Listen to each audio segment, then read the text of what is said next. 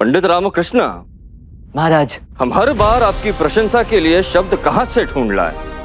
आज भी आपने सिद्ध किया है कि जीवन हमें कितनी भी विकट परिस्थिति में क्यों ना डाले। धैर्य, आत्मसंयम और अपने बुद्धि के सही उपयोग से हम हर विपत्ति को हरा सकते हैं। आपने हमारी टांग बचाई है पंडित रामकृष्ण, आभारी है हम आपके। मांगिए, क्या मांगते हैं? बनता है इनका पुरस्कृत होना। इस बार तो इन्होंने हमारी भी टांग बचाई है। महाराज, यदि कुछ देना ही चाहते हैं तो विजयनगर न्याय प्रणाली के वो नियम हटा दीजिए महाराज। दीवार बनाने वाली सामग्री में खोट होगी। सही कहा गुरुवर। इसी कारण मैंने इस पूरे प्रकरण के असली जड़ को यहाँ बुला लिया है। किसे बुला लिया है? सूर्याराव। और ये सूर्याराव कौन है? महाराज, सूर्याराव वो व्यक्ति है जिसने उस दीवार को बनाने के लिए ईंट और गारे की आपूर्ति की थी। ओह,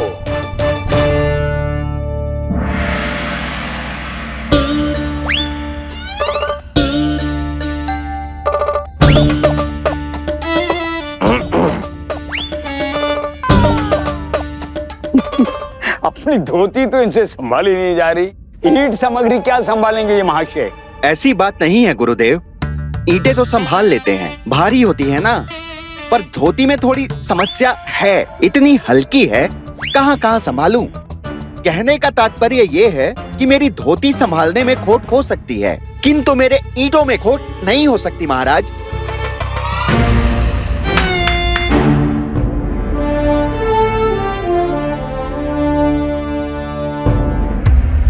अब ये क्या है?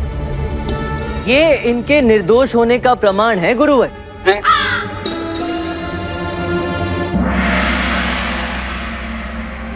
ये क्या है पंडित रामकृष्ण? एक बेजान निर्जीव ईंट कैसे प्रमाण हो सकती है किसी के निर्दोष होने का? ये है गुरुवर, ये उस दीवार की ईंटें हैं जो उस दिन ढह गई थी। आप देख सकते हैं इनमें से एक भी ईंट टूटी हुई नहीं है।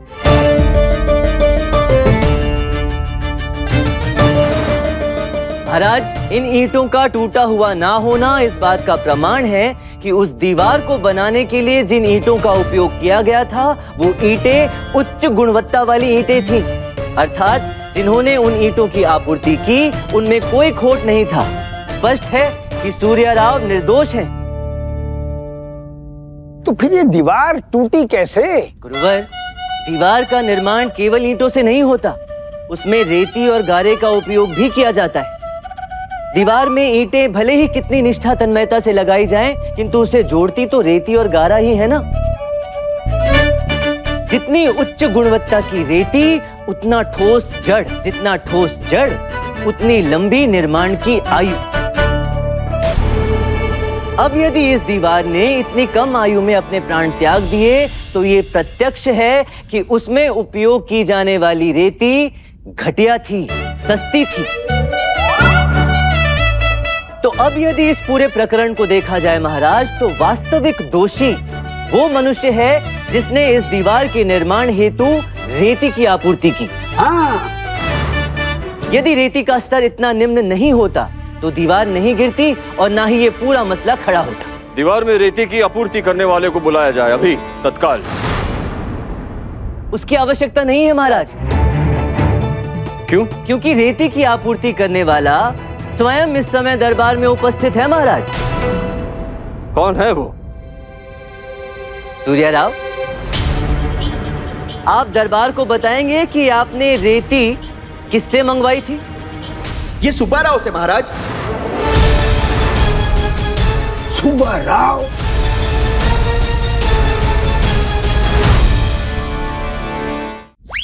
ये सुब्बाराव ही है वो रेती वाला जिसने दीवार बनाने की आपूर्ति के लिए मुझे रेती दी थी। विजयनगर में रेती का सबसे बड़ा प्रतिष्ठान तो इसी का है महाराज। इनकी रेती की जांच राजकीय शोध संस्थान से कराई गई महाराज। वहां के शोधकर्ता ने लिपि लिखकर भेजी, जिससे ये प्रमाणित हुआ कि दीवार में उपयोग की गई रेती का स्तर निम्न था। अब इस पूरी कहानी का ये सार है महाराज कि गौशाला की एक दीवार एक भैंस पर गिरती है जो पहले से ही भोजन ना करने के कारण कमजोर थी, पीड़ा के कारण विक्षिप्त होकर चारों तरफ उत्पात मचाती है, जिसे देखकर वहां उपस्थित कुत्ता डर जाता है, पास खड़े सुब्बा राव पर झपटता है और सकपकाकर सुब्बा राव अपना संतुलन खो बैठते हैं और जिस कुएं के समीप वो खड़े थे उसमें गिरकर अपनी टांग तुड़वा बैठते हैं। क्योंकि दीवार में उपयोग हुई रेती निम्न स्तर की थी, जिसकी आपूर्ति स्वयं सुब्बा राव ने की थी, तो ये दुर्घटना इनके स्वयं के कुकर्मों का फल है महाराज। और न्याय यही कहता है कि अब ये स्वयं को दंड दें और यहीं अपनी एक टांग काट कर इस पूरे प्रकरण को समाप्त करें। क्षमा महाराज, क्षमा। मुझसे बहुत बड़ी भूल हो गई। मुझे नहीं पता था कि मेरा पाप ऐसे मेरे सामने आएगा।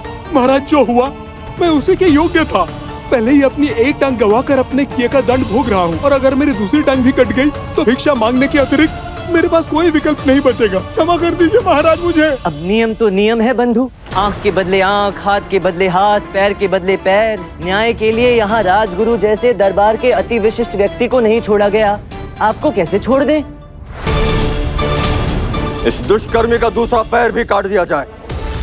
महाराज क्षमा कर दीजिए, दया कीजिए। महाराज मेरा परिवार है, दया कीजिए, मुझ पर दया कीजिए। रुक जाइए।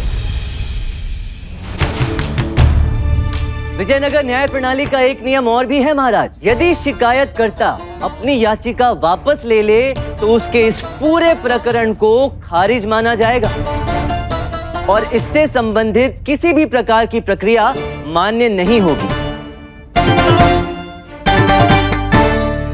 तो यदि आप अपनी याचिका वापस ले लेते हैं तो हाँ, मैं अभी के अभी अपनी याचिका वापस लेता हूँ। धन्यवाद, बहुत बहुत धन्यवाद पंडित रामा। मैं आपका आभार कैसे व्यक्त करूं? आप सच में देवता हैं। महाराज आज्ञा दें। अभी हमारी बात समाप्त नहीं हुई है सुब्बा राव। दंड आपको आपकी टांग वाले प्रकरण के लिए नहीं दिया जा रहा, किंतु आपने जो अपने व्यवसाय के साथ छल करने का अपराध किया है वो कतई क्षमा योग्य नहीं।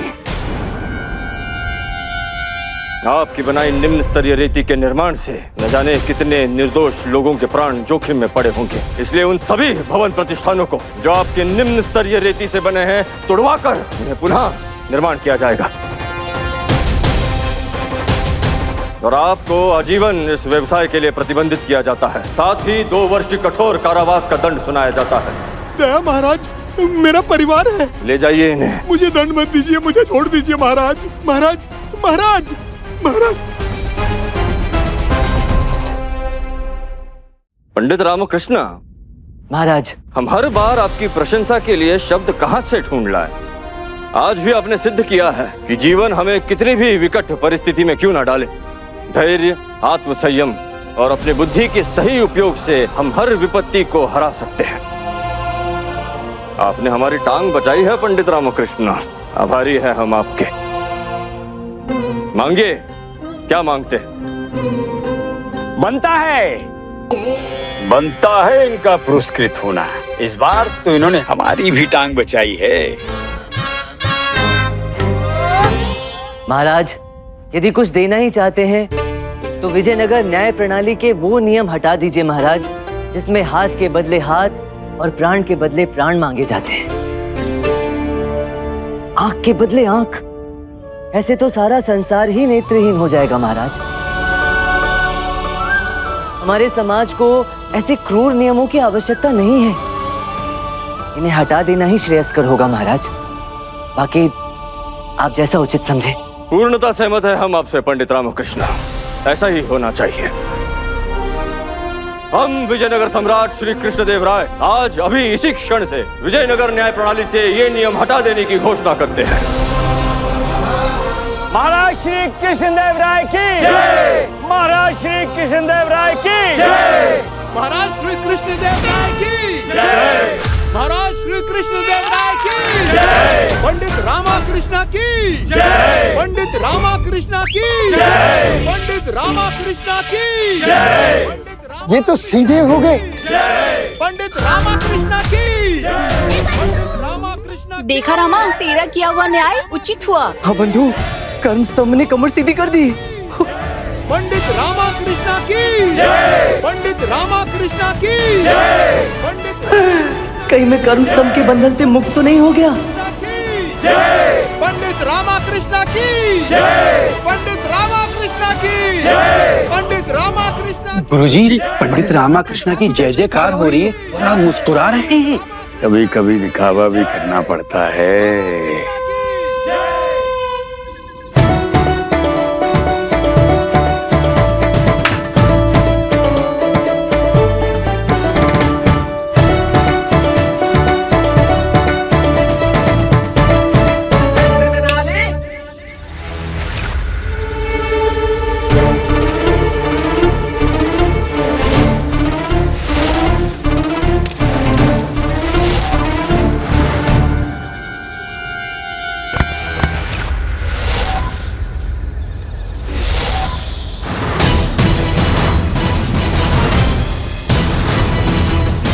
क्षमा क्षमा क्षमा देवी जी, भूल हो गई।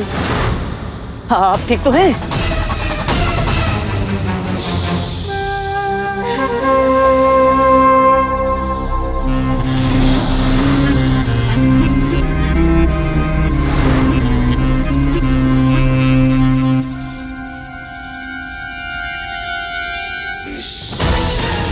विजयनगर में इससे भी बड़ी एक मुसीबत है, पंडित रामाकृष्ण। पंडित रामाकृष्ण,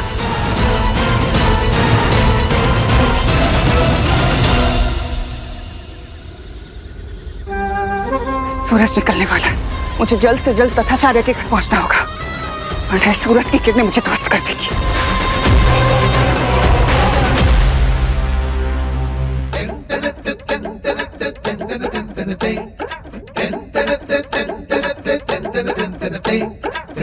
चला गया,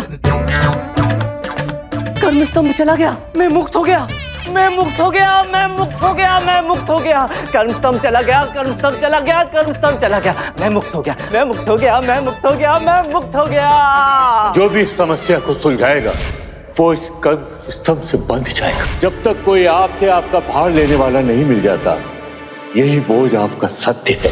एक क्षण, नियम के अनुसार ये कर्म स्तंभ उसी को स्थानांतरित हो सकता है जो मुझे न्याय दिलाएगा, किंतु यहाँ तो न्याय मुझसे ही हुआ है। तो फिर ये कर्म स्तंभ कहाँ चला गया? ये कहाँ आगे स्थानांतरित हुआ?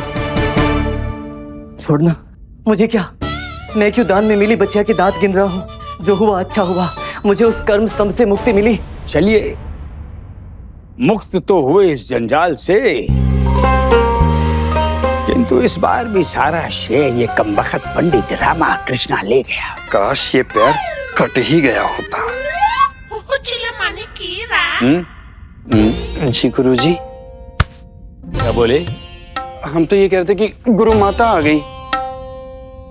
स्वामी, कल रात्रि आप एकाएक कहाँ चले गए थे बिना किसी अग्रिम सूचना के? कितनी चिंता रही हमें रात भर आपकी। आपको ढूंढने बाहर निकले तो एक विचित्र सी स्त्री से टकरा गए। हमें नहीं सुनना है, ये संसार की मोह माया से हमारा मन उचट चुका है। हमारा पूजा का समय हो गया, हम चले पूजा कर।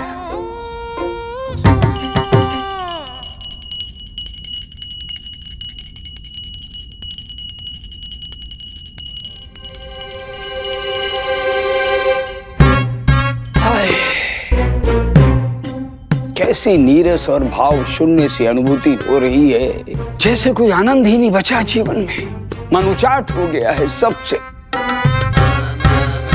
क्या तथाचार्य जी घर पर हैं? कैसी कोमल मीठी शहद जैसी आवाज। सौदू,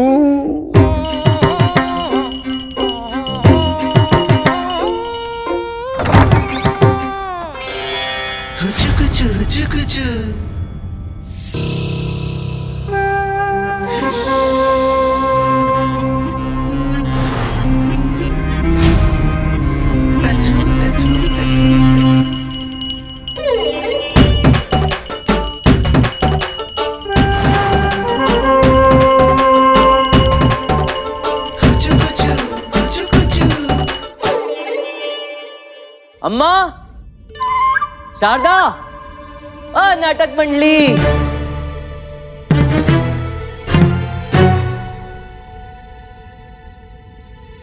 हाँ, धन्यवाद माँ, ये लोग सुरक्षित हैं।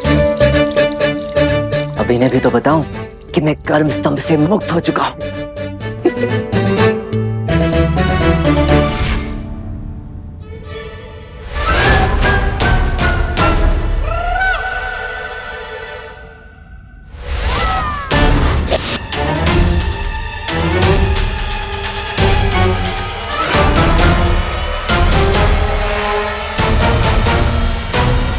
हे भगवान, अम्मा, शारदा, क्या कर रही हो तुम लोग?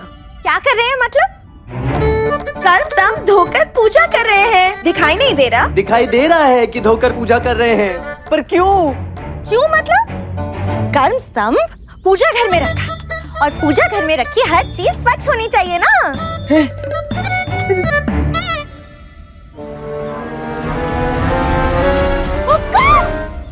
क्या वो? रोमा! सीधा हो गया?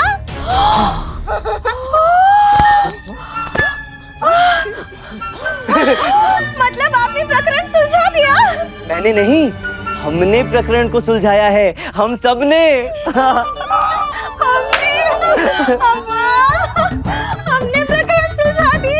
अगर हम सब ने मिलके प्रकरण सुलझा दिया है और कर्म स्तंभ से मुक्ति मिल गई है, तो ये यहाँ क्यों है, गया क्यों नहीं? क्योंकि नियम के अनुसार ये कर्म स्तंभ आगे तभी स्थानांतरित होता है जब पिछले वाले भोगी को न्याय मिले। मैंने धर्मजा का प्रकरण सुलझाया, उसे न्याय दिलवाया, तो मैं इस कर्म स्तंभ के बोझ से तो मुक्त हो गया, किंतु ये कर्म स्तंभ आगे तभी स्थानांतरित होगा जब कोई मुझे न्याय दिलाएगा। आगे कर्म स्तंभ को स्थानांतरित होने के लिए अगले प्रत्याशी की आवश्यकता होगी, और वो प्रत्याशी तब तो ये कर्म स्तंभ कभी नहीं जाने वाला। रामा, कोई अपने पैर पर कुल्हाड़ी क्यों मारेगा? दूसरा, जो मामला तू स्वयं पंडित रामा नहीं सुलझा पाएगा, वो भला और कौन सुलझा पाएगा?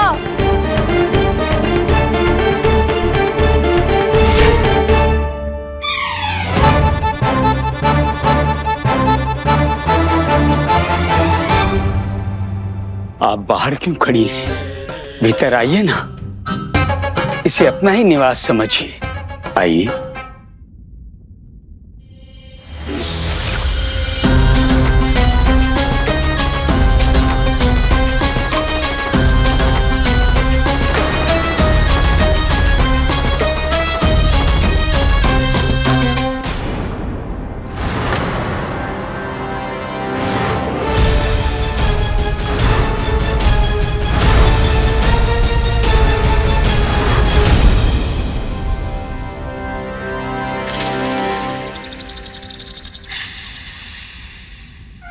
आप तो वो लग रही हैं।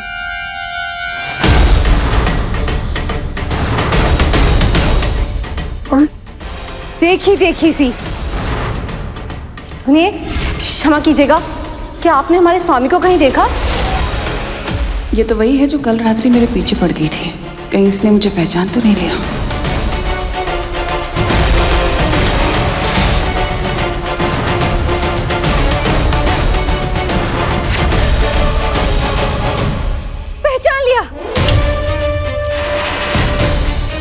आप वही है ना, कल वाली नीले नख वाली?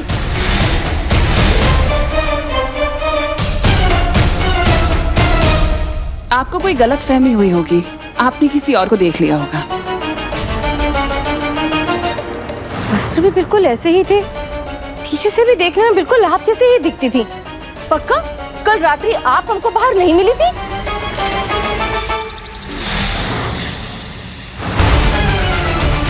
कुलीन परिवार की औरतें ऐसे रात में घर से बाहर नहीं घूमती। आप भी मत घूमा करिए। नहीं नहीं, हम भी कहाँ बाहर निकलते हैं। वो तो कल हमारे स्वामी नहीं मिल रहे थे ना, इसीलिए हम। अरे खड़े तो हैं आपके स्वामी आपके समक्ष, और कितना ढूंढोगी? और बस कीजिए ये पूछताछ करना, कितना पूछेंगी यार? ये बेचारी दुखियारी अपनी व्यथा बताने के लिए आई हैं, परेशान हैं, उन्हें और परेशान कर रही हैं आप। जाइए, हमें इन्हें ग्रहण करना है। जी इनके कष्टों को ग्रहण करना है। आपकी सेवा सत्कार के लिए आवश्यकता होगी, बुलाएंगे। आप जाइए। जी स्वामी। आप आइए, आइए ना।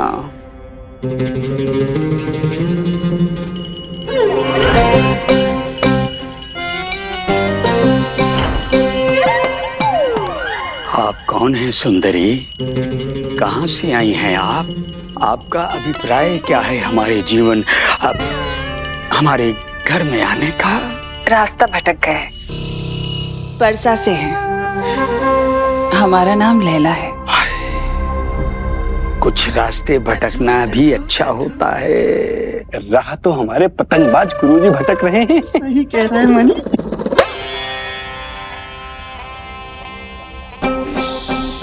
अनजान नगर में यूं बेसहारा घूम रहे हैं, एक मजबूत सहारा ढूंढ रहे हैं। कोई हमारे साथ मिलके हमारे मकसद को पूरा करे, ऐसा कोई हमसाया ढूंढ रहे हैं। मजबूत सहारे आपके सामने होते हैं, किंतु आप देख नहीं पाते। किसी ने कहा कि आपके राज्य में आचार्य तथाचार्य नाम के कोई बहुत बड़े महापुरुष रहते हैं। सुना है बहुत नेक दिल है, बहुत दरिया दिल, बहुत खुश दिल है। कल से ढूंढ रहे हैं उन्हें।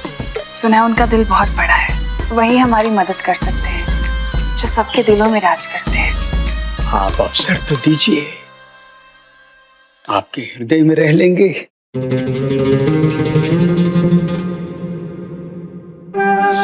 तथाचार्य पूरी तरह से मेरे वश में आ चुका है। अब ये ले जाएगा मुझे कृष्णदेव राय के दरबार में। फिर कृष्णदेव राय और उसकी मौत आमने सामने होगी।